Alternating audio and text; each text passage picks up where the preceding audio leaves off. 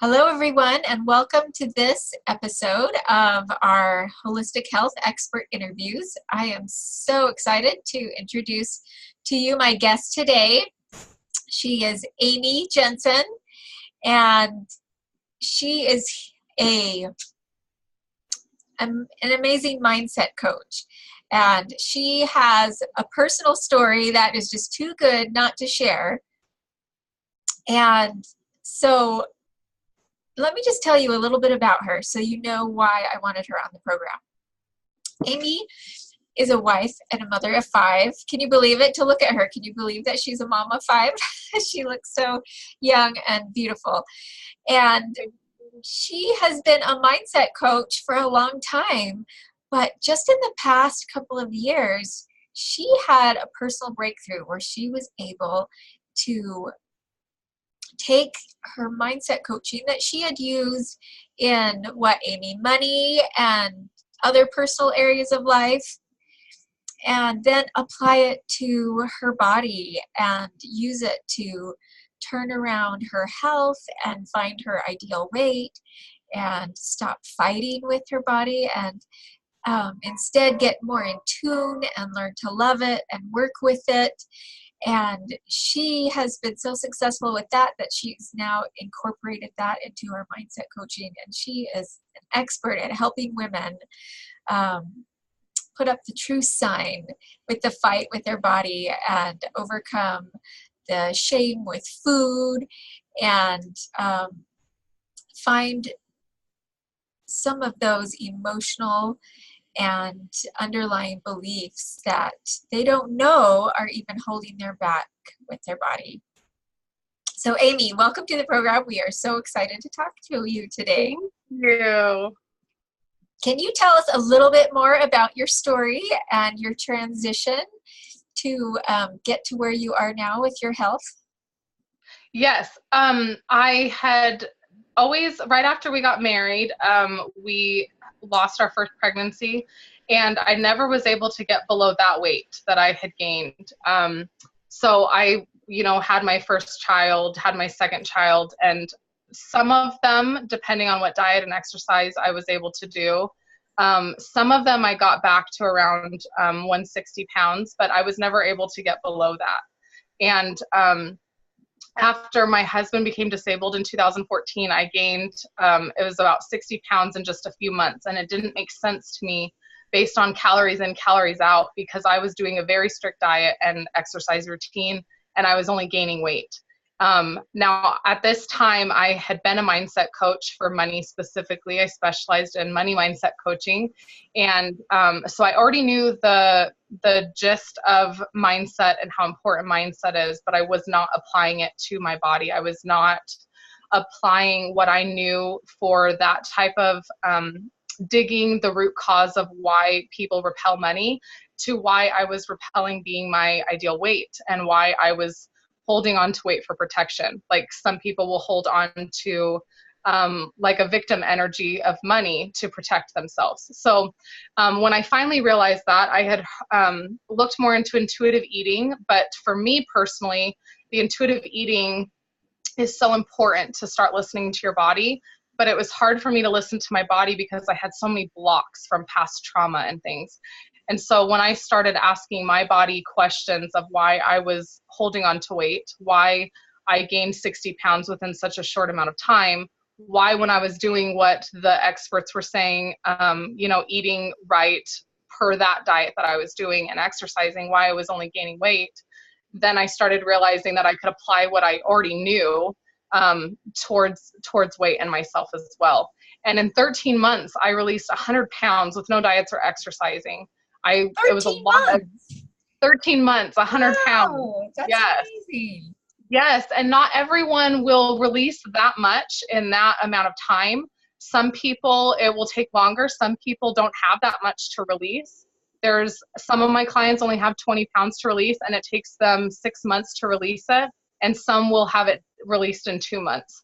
A lot of it just depends on how much is kind of suppressed. For me, there was a lot of things that I had to work on, so many different topics, so many different beliefs, from trauma that I had around food to trauma that I had around being thinner.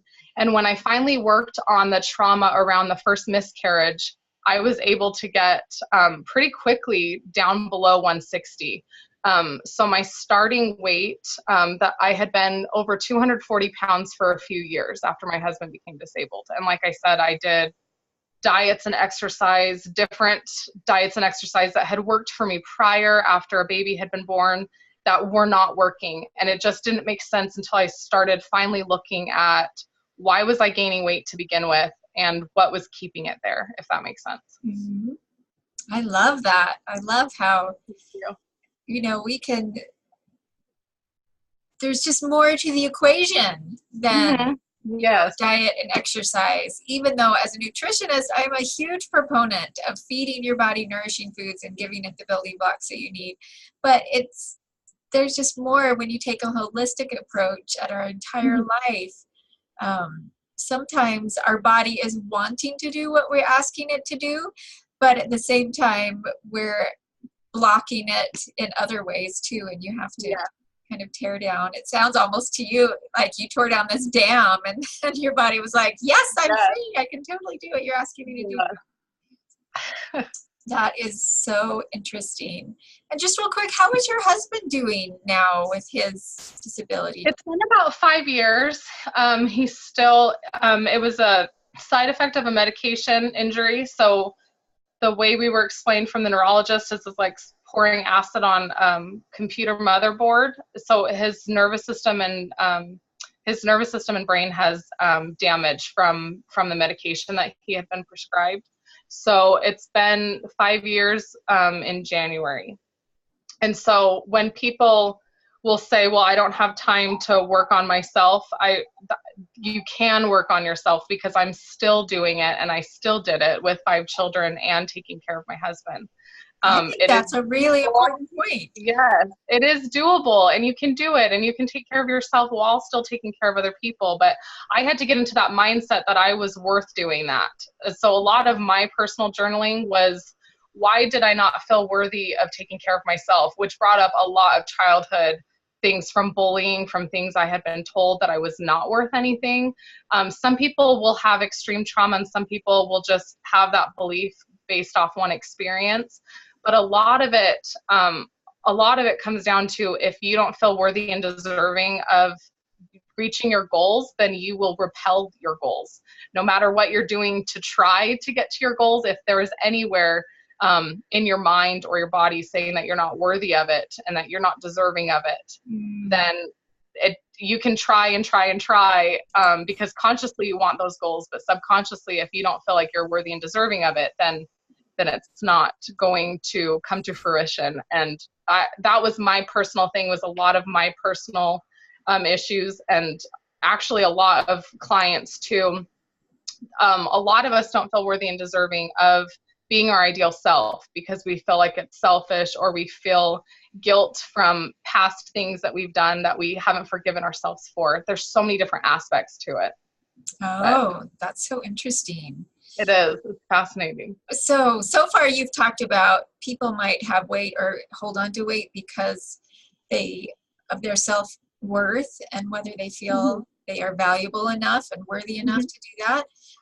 You also touched on protection, that weight might be something they hold on to for protection. Can you go into that a little bit more? Yes, so this is fascinating. For me personally, and there's, again, so many different aspects of this. For me personally, I held on to weight for protection against lustful comments, against being seen as attractive, because when I had heard somebody catcall, I still remember it. It was on the way home from junior high, and there was a truck full of men that drove by and whistled at us. And I still remembered that disgust, like, I'm human, don't look at me like that. Does that make sense? And I think a lot of people think this is silly, but it's fascinating how many women and even men have told me, once I've brought in this up in some of my coaching videos, that they realize that they had an experience too that made them feel this way. Even though consciously you might say, well, that's not a big deal, Aimee. I would love for someone to hit on me, and I would love for, to get that attention. But deep down, there might have been an experience that made you feel disgust when you think about being seen that way. So your body will hold on to weight and to fat, thinking that it's protecting this from happening. Another belief that I had to work on for protection was the rebellious cycle. A lot of people will hold on to weight to protect themselves from somebody. So they will rebel against somebody. They will try to put on weight to disgust somebody, hoping that the other person will be disgusted with them and their weight, and that they will get further away from the relationship, if that makes sense. For me, specifically, that I've mentioned on some of my free videos in the group is, for me, I was protecting myself from finding out if the person really loved me for me. So I was rebelling to see, well, if they love me, they'll love me even if I'm overweight. If they love me at 160 pounds, will they love me at 240 pounds?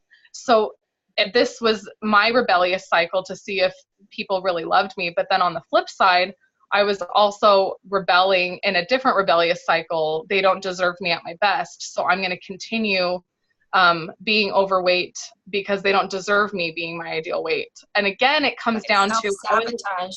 Yeah, and I wasn't putting myself as a priority, because regardless of if they deserved me at my ideal weight, I deserved to be free in my body and freer to move in my body. I was miserable. I could hardly walk. I was having breathing problems, borderline diabetic. My hips hurt so bad. I had to have help when I would get off the couch sometimes. I was miserable just to prove something, or not necessarily vengeance, but and not even necessarily to get back at somebody, just because in my mind, they didn't deserve me at my best. So I was the one suffering. So again, it comes back to priority. I wasn't putting myself as a priority, whether I felt like they deserved me at my best or not. I was the one that was suffering, and I was the one not being nice to myself. Right.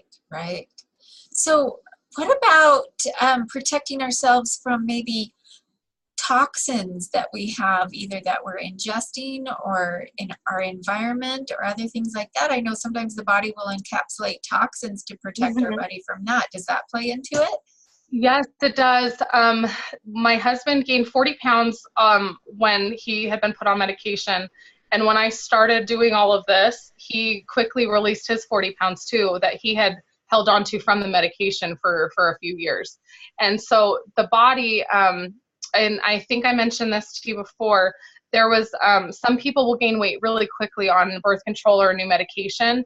And even after stopping it, they'll say, well, I can't lose it because I stopped the medication, and the weight is still on. But what they don't realize is that when they were on the medication, or if they eat something that their body doesn't agree with, or they're around an environmental thing like what you talked about, an environmental toxin, the body will balloon up these fat cells to protect the body and the organs from having these toxins affect it's those good things. insulation. Yes, it is.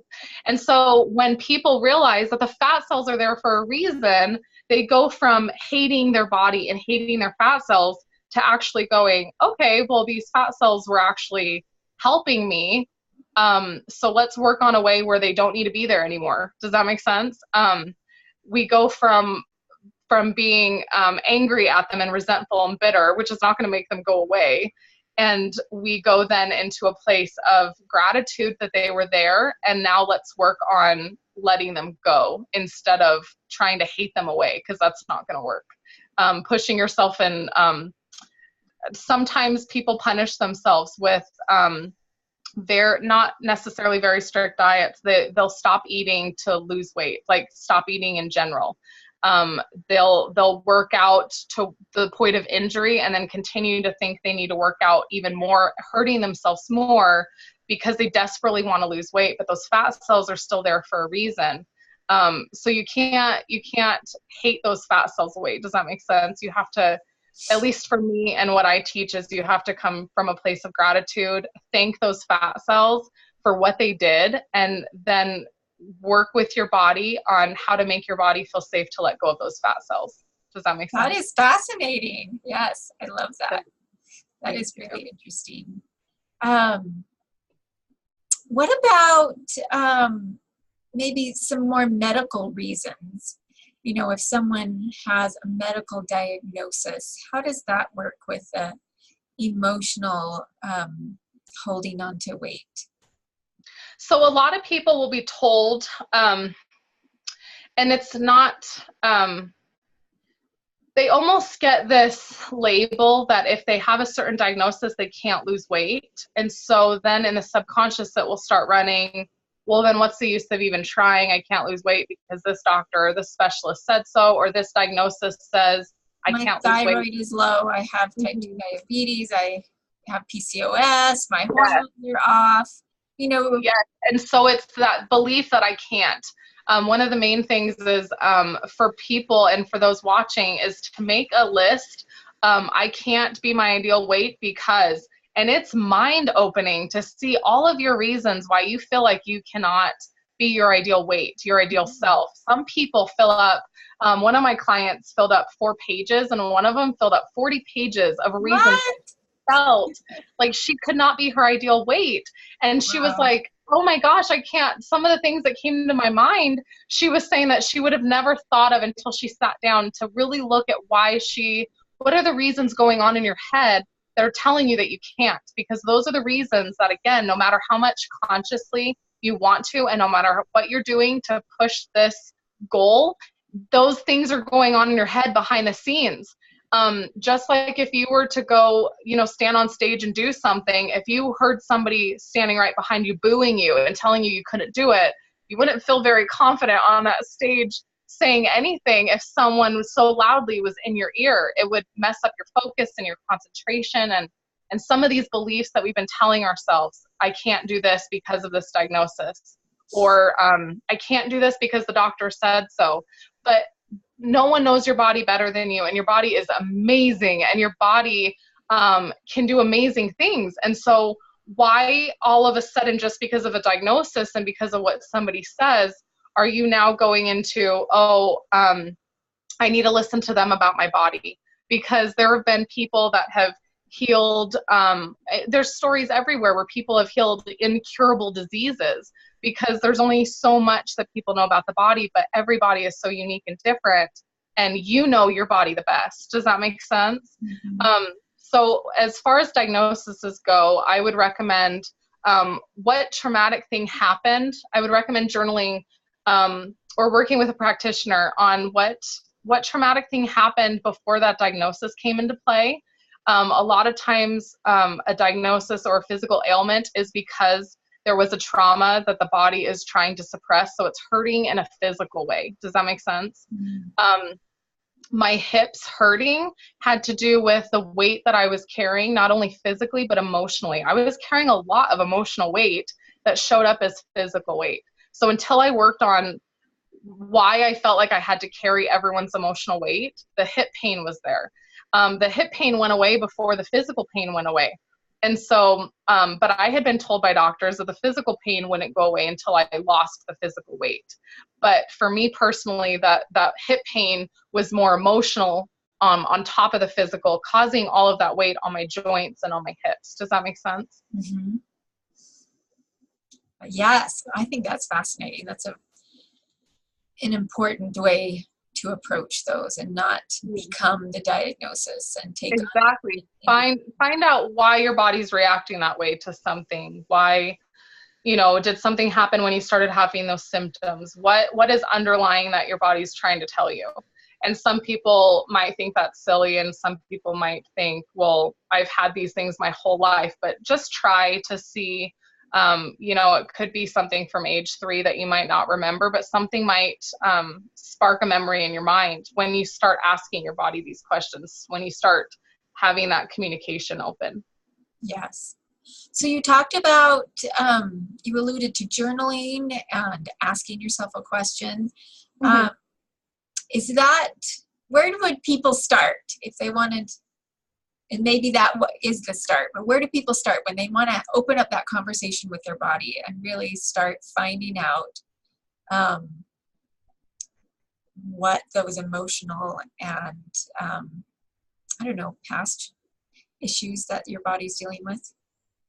Yeah, so I am really good at asking questions. And so now that works to my advantage. I would get in trouble all the time when I was younger, in seminary and church, asking questions and even regular school topics, because I was just supposed to know, and I was made to feel stupid sometimes, for depending on the teacher or even students in the class that I was asking questions. And so for a long time, I held back. But when I started becoming a mindset coach, a lot of it was asking questions. Why am I repelling this? Why am I blocking this? Why do I not feel good enough to be my ideal self or have money or whatever it is? So now all I do is ask questions. So when I'm on a coaching call, I'm asking the person questions. I'm asking their body questions. I tell people to talk to their body and ask questions, because if we're in a relationship with a human being, that you want to get to know each other, and you want to know their likes and dislikes, and what makes them comfortable and what doesn't make them comfortable, things like that. You're opening up that communication with your body, and a lot of people, this will take time. A lot of people, they don't get an answer back right away. They feel silly talking to their body. When you think about it, though, your body is the only one with you 100% of the time. But people have been made to believe that other people know their bodies more. Does that make sense? So the one thing I recommend first is just asking yourself, opening up that communication, talking to your body and saying, and again, I know this sounds so silly, just, body, I'm sorry that, we've gone so long. For me, when I started this, I was 29, almost 30. And so, when I started the weight part of it. So I literally looked at myself in the mirror and said, body, I'm sorry that it has taken me so long to talk to you. I'm sorry that I've ignored you all of this time. I'm sorry that I've blamed you for all of my problems. I would like to have a better relationship now. I want to listen, and I want to know how we can get to our goal together. Does that make sense? And for so many, that's going to feel so weird. It does feel weird, but you've got to let your body know that you can trust it, especially if you were like me and you blamed your body for everything, because that's what I did. I blamed it for everything, and I didn't take responsibility for what I was doing. Does that make sense? Yes. And you really like journaling, right? So ask these questions maybe at the top of the page, and then write down whatever answers come to mind. Yes. So one day it could be, why am I just resisting listening to my body? Because I had to do this the other day. I found myself, I've been really good with intuitively eating, with listening to my body when I'm physically hungry. And that took a while to get used to, because I used food to numb myself. I used food to numb how I was feeling, with my husband suffering the way he does, and knowing that I couldn't do anything to help him. It was a very helpless feeling. And instead of crying about it all day long and trying to keep the strong face for my kids and for everybody, I would eat to suppress and to numb myself. And so I had disconnected from my body's hunger signal. So I had to work on all of that. So the other day I found myself wanting to numb myself again. So I had to sit down, and I had to take that time, because I am worth taking that time for. I had to sit down and I had to ask myself, what am I trying to numb? What am I trying to suppress? What do I need to work through in order for me to feel better? It's, again, just having that open communication instead of just numbing and instead of suppressing. And sometimes when I've asked myself that, it's a simple thing. Go outside, just sit down and relax, and don't worry about the to-do list. And sometimes it's a memory will come up, a more traumatic memory that I need to journal on, how that made me feel, how that's relating to now. Why am I feeling that way now? For me specifically, the other day, it was feeling unheard. I just felt like no one was listening to me. My kids weren't listening to me. I just felt like no one was listening to me. And so that came up in my journaling. And then, then the next question I asked myself was, what do I need to work on where I felt unheard before? And it brought up a memory when I was in high school and I was telling someone something and they just didn't seem to care. And that hurt. That made me feel Like they just didn't care what my opinion was. They didn't care about my feelings. And so sometimes, again, it will be something simple that comes to mind. And sometimes you might cry through your journaling because it will bring up something that hurt you at that time. But you need to validate that. Even if you sit there and say, oh, well, that happened 10 years ago, it doesn't matter. But it does matter because that emotion maybe was never validated. So once you validate it, you shine light on it, it's not there hiding anymore. Does that make sense? Mm-hmm. So how can our listeners expect the answers to come? So let's say you ask the question, do you get your answers immediately, or do they take days or weeks to come to your conscious mind? It depends. Sometimes I'll ask a question even still, and it will take a few days. I think the longest was, it took me about a week, and for one of them, and I still remember I was just doing what I normally do. I was putting laundry up and I was walking through the hallway, and all of a sudden it hit me and I started crying. And this had to do with the rebellious cycle. And I just yelled out, "They don't deserve me at my best." Like, it was just an immediate realization. I hadn't been sitting there asking myself that morning. It took a while. The way I explain it is different traumas will file differently in our subconscious, and some of them are more traumatic than others, that we might file it away behind 10 other events. And some of those things we have to work through other things before we uncover the deeper thing. And so for me, I had to uncover these other things, and it took my body a while and my subconscious to find what was holding me back at that time. In one of my videos, I mentioned like a Rolodex. Sometimes it's not organized like we would think it is. Sometimes it's more hidden because we have felt unsafe to work on it at that time. And so our body hides it, so we don't go into shock when it's happened. Does that make sense? Mm-hmm. So for me, like I said, I had asked myself a question. I was getting kind of frustrated because I wasn't getting an answer right away like I have on other topics. And it hit me in absolutely a random way. The realization, it just came into my mind, and I felt the emotions, and I just sat in my hallway and I cried about it. But crying is also really good, and I want everyone to know that too. A lot of times we've been told that it's weak to cry. I remember growing up being told boys don't cry, girls are emotional, like it was a bad thing to cry. But I actually encourage crying. It's your body's way of releasing things. And so if you're getting emotional journaling or asking your body questions, let yourself cry. Your body is wanting to feel those things to let out, because suppressing it is not going to continue helping. It's just going to continue holding you back and all of those things. So did I answer your question? Yes, that makes sense. And I love that because I like to kind of think of our subconscious as a librarian, like a research assistant. And when you ask it a question, you're really asking it to, go back into the deep, dark library where all of your emotions and experiences, and say, okay, ask this question. Why am I blocked here? Or why this? And sometimes it'll take it a few days, and then it'll just, you never know when it's going to pop up and say, here's your answer. And sometimes people will resist asking themselves questions because they are afraid of what will come up. They know something traumatic happened, or they might even know the specific thing, but they are not ready to work on it. Don't push that. Work on letting yourself know that it's safe to work on it. I tell people to tap right here on the thymus. This is kind of our reset energy point. And I had to tell myself through journaling, it's safe to work on these things. It's safe to feel these emotions, because again, I was told that it's not safe to feel emotions. Don't get emotional, things like that. Like, you're weak if you get emotional, but it's safe to do this.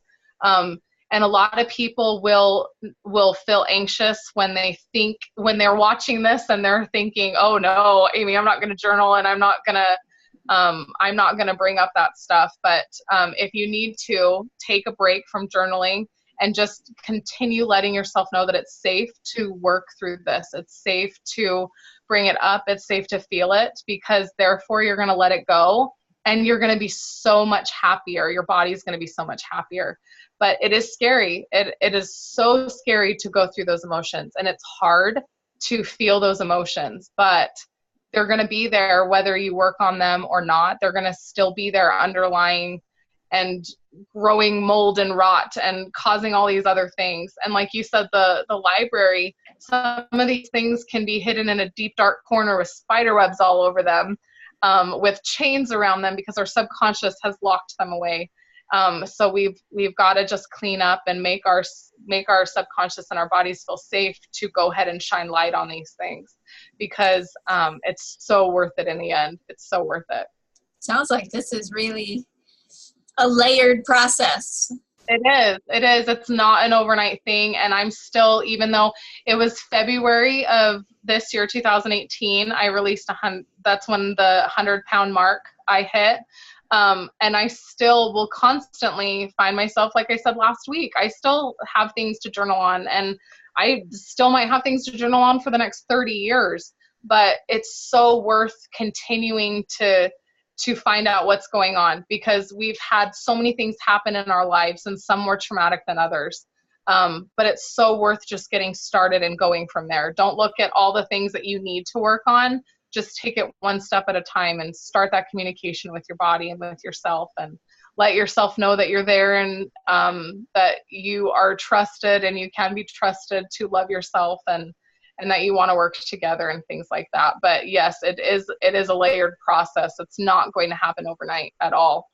Right. So what would you tell our listeners who have teenage daughters, or daughters who are just kind of entering in that world? And, honest, it's kind of sad these day and age, even, little 5 and 6 year olds pick up on body image cues and start worrying about their weight.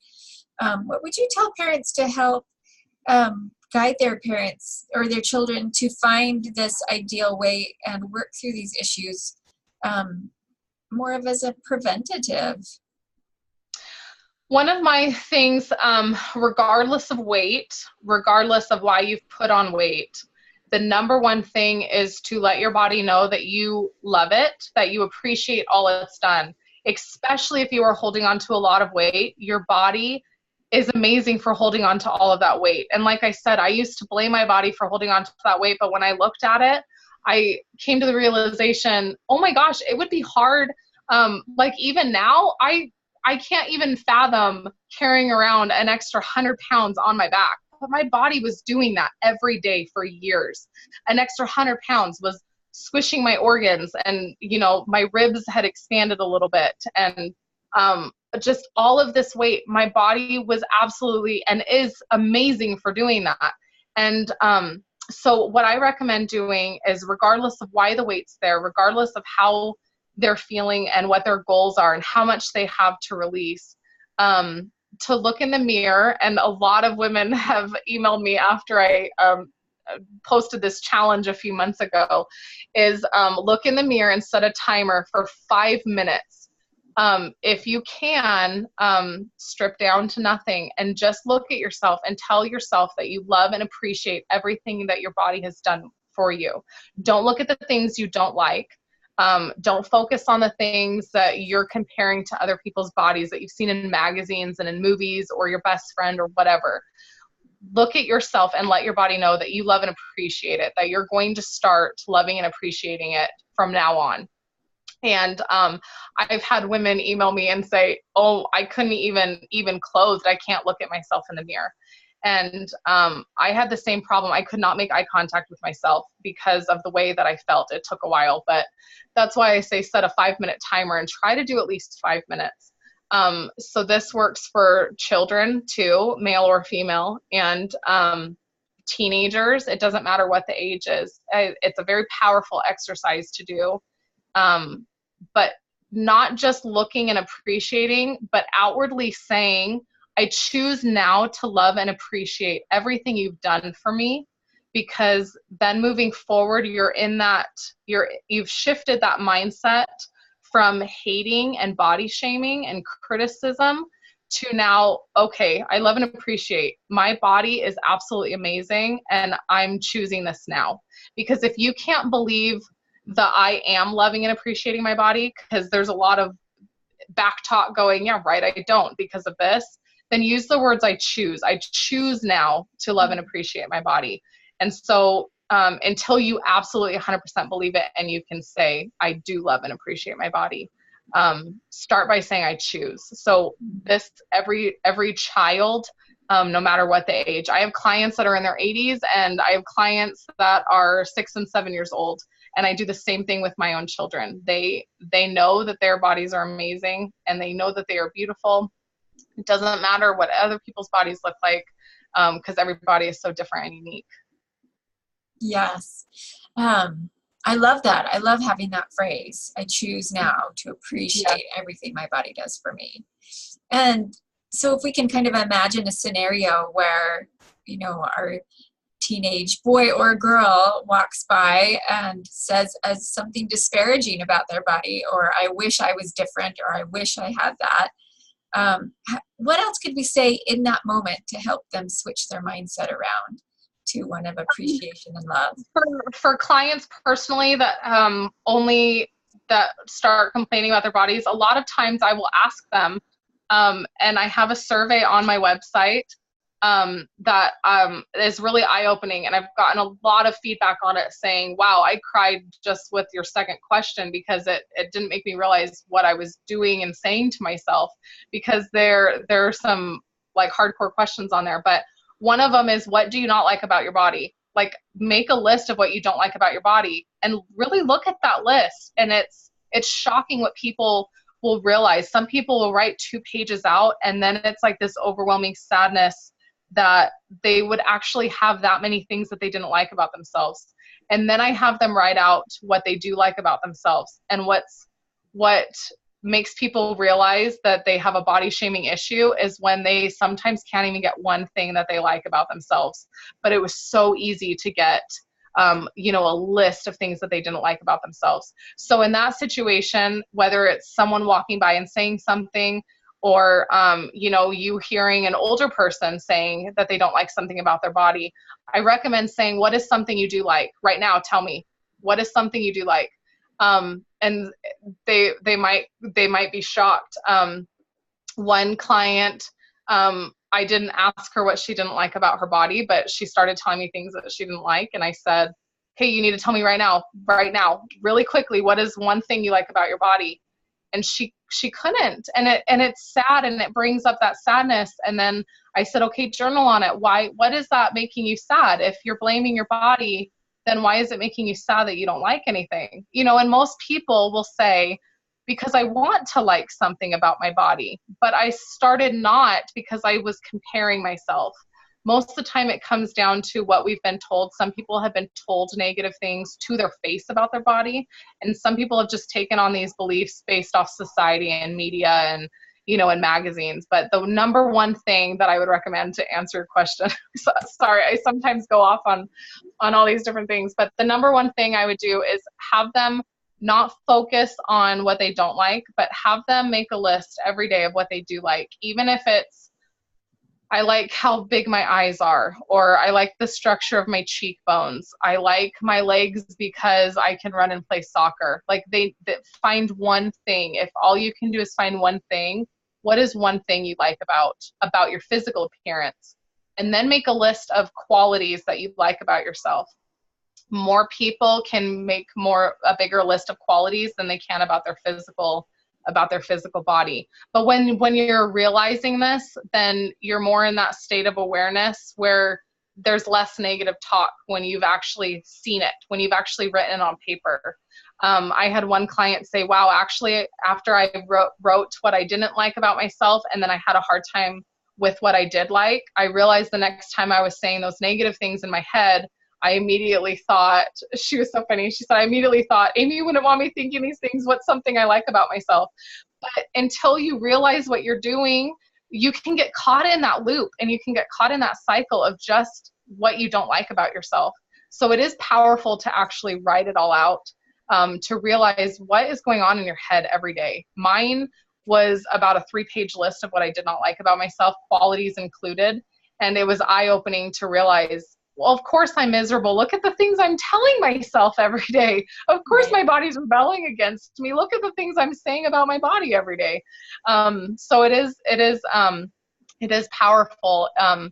especially to get them to think of something they do like about themselves. It's so important to find, even if it's one thing they like about themselves, and then they can work up from there. And it sounds like it's getting into that vibration of gratitude and switching out of, the have-nots and what I don't have, and reminding ourselves, okay, what do I love about my body? Let me think about my eyes and what I can see every day, and that I can taste and smell and hear, and that my legs carry me where I want to go, and get into that mindset. What does my body do for me every day that I am so grateful for?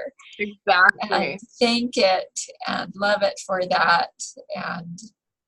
And I think sometimes too, if we looked at that list of what we don't like ourselves and say, okay, imagine your best friend bringing you this list and telling you all of these things, would you just laugh at her and just say, that's just so silly, you're so great at so many things, and it's so silly that you're worrying about that. And, just look at those and go, oh, you would never treat your best friend the way you just treated yourself. Wouldn't. And if someone gave you a list of all those things that they didn't like about you, you wouldn't want to be around that person.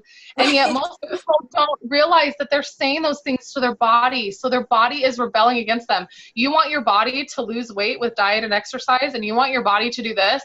Well, your body doesn't feel loved. Your body is going to say, heck no, look at the way you've been. Why would I do anything for you? Exactly.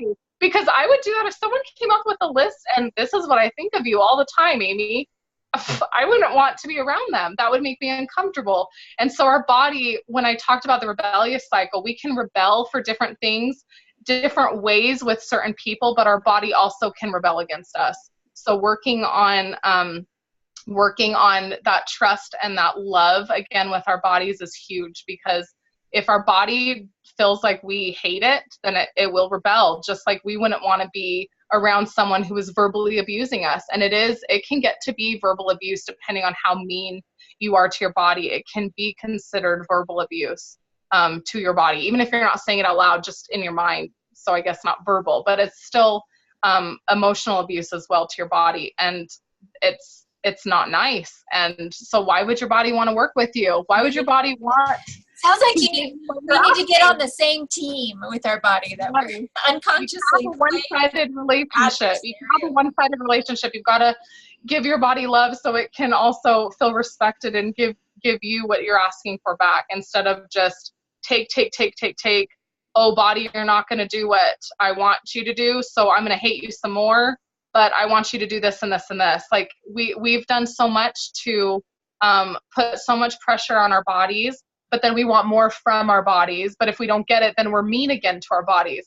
Our poor bodies are just so sad until you start working with your bodies. And so that for me personally was a huge thing, working through that, letting my body know it could trust me. And I know that sounds so silly. Why would you want your body to know it can trust you? But there are many reasons why my body stopped trusting me, because I was being mean to it with my words and what I was doing. And my body was hungry, but nope, I wasn't going to eat because I wanted to see a lower number on the scale. I was sore from working out, but I was going to get up the next day no matter how tired I was, and I was going to push myself. And I was only gaining weight.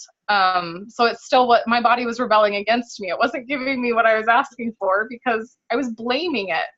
And then I was in that vicious cycle where I was blaming it more when it wasn't giving me what I wanted. Right. But do you feel like our body naturally wants to be at an ideal weight?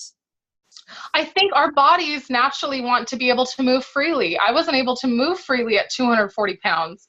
Someone might be able to move freely at 180 pounds. Someone might be able to move freely at 100 pounds. I don't want people to think that there is a certain ideal weight for their height. For their body type. A lot of people will look, and I was guilty of this too, looking up on those body calculators where, okay, I enter in my height and my body shape or my body type, and this is what I'm supposed to weigh. That can mess with that can play games with your mind too. I was always told I was big boned because even in junior high I couldn't touch my middle finger to my thumb. And so I was always told, well, that means you're big boned. So I just thought that's the way that it was. But then explain this to me that I can now do that. And so I didn't realize how much fat that I was carrying on all parts of my body. You know, I'm still wearing a pretty good size ring spacer because I didn't realize how much fat my fingers had on them and my wrists and everything. So it's quite fascinating where the body holds on to weight that we don't even realize. Yeah, and so it sounds like we need to be willing to be individual in what our ideal weight is. Yeah.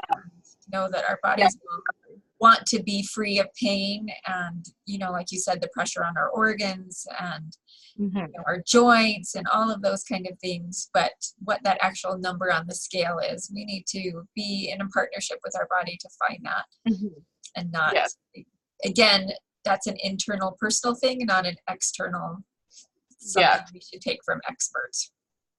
And a lot of people have trauma around the scale because we equate our worth to the number on the scale. We feel like a failure if we're not under a certain number, or we've been doing all of this stuff and the number hasn't changed and we feel like a failure. And it's a lot of personal inner work on, well, why do we feel like a failure? Why does it really matter if that weight is 5 pounds less or not? Why does it matter if I'm in a size 7 pants and not in a size 3? Why am I putting my value on a number? Does that make sense? So that is a whole nother topic of journaling and trying to figure out where you took on that belief. Most of the time, again, it's with society. People have trauma in the locker room. They were weighed in front of people in school. They were laughed at. They felt unworthy of love unless they were under a certain weight, depending on the way they were treated with their peers at school. There's just so much around even just the number on the scale that can be traumatic too. So I have one last question for you, and that is, do you see a difference between men and women and how they approach this process?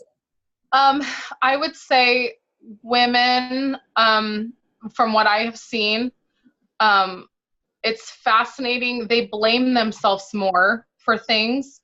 They hold on to energies and of others more than men do.